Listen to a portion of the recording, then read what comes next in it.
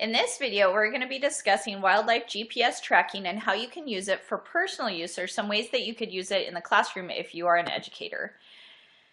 Satellites communicate with an animal tracker and sends that data to like a cell tower, and then the cell tower transmits the information to some kind of server, and I put a picture of the cloud here because that would work as a server that could pick that up. And from there, it's transmitted to a personal device like a laptop or a cell phone or some other personal device that somebody has to go through that data. The benefits of using GPS to track wildlife is that information can be accessed remotely at any time and by a wide number of users. It can also be uploaded to the public for their use. And the data is highly accurate and has a very large amount of data. And manipulation of that kind of data is actually improving.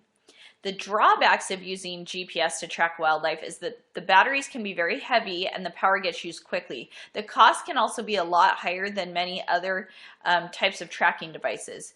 Uses of mobile signals are sometimes limited, like some users said that they lost track of their own animals when they took them out in the forest and things like that, where there wasn't good cell reception.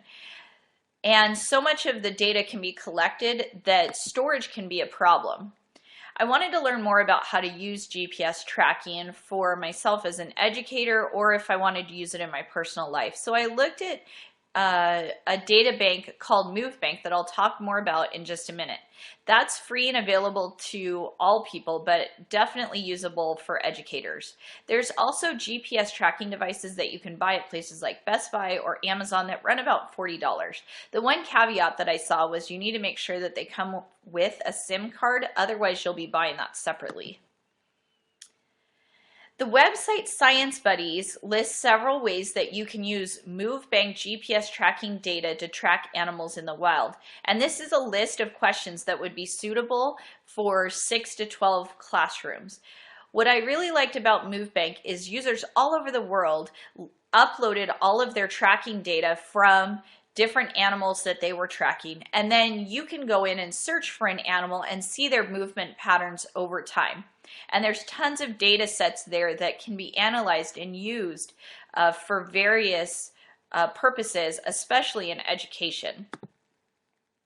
There were also 2 formal labs on the Science Buddy website, and I listed their names here.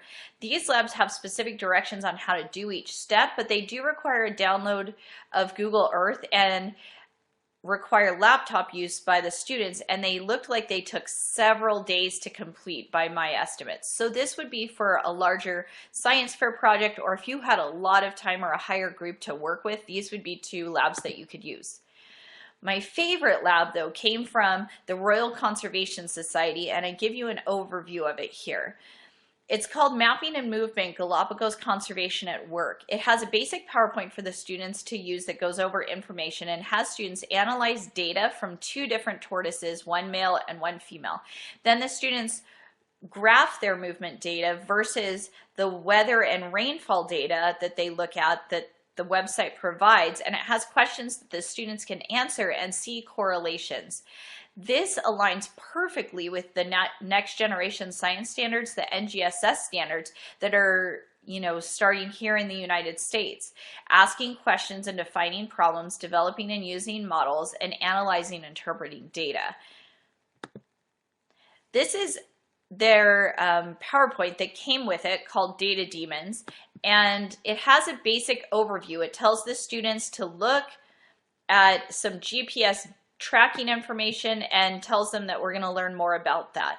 Then moving on here, the students can look at the map of the male in blue and the female, and it shows the movement of the tortoises, and they can see the movement of the male varies widely, whereas the female stays in one spot. The male in this scenario's name is Jumbo, and the girl is Negrita. So then it gives the students their task. It tells them that they have to look at weather information and decide whether there's a correlation between the movement of the tortoises and the weather.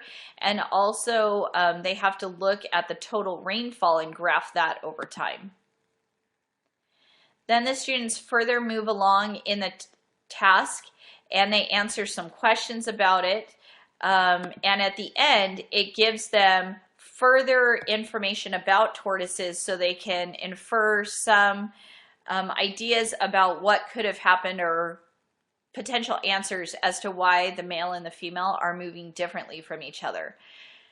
Here in my references, you can look up where to find that data, both the Move Bank website and the Royal Conservation Society and Science Buddies.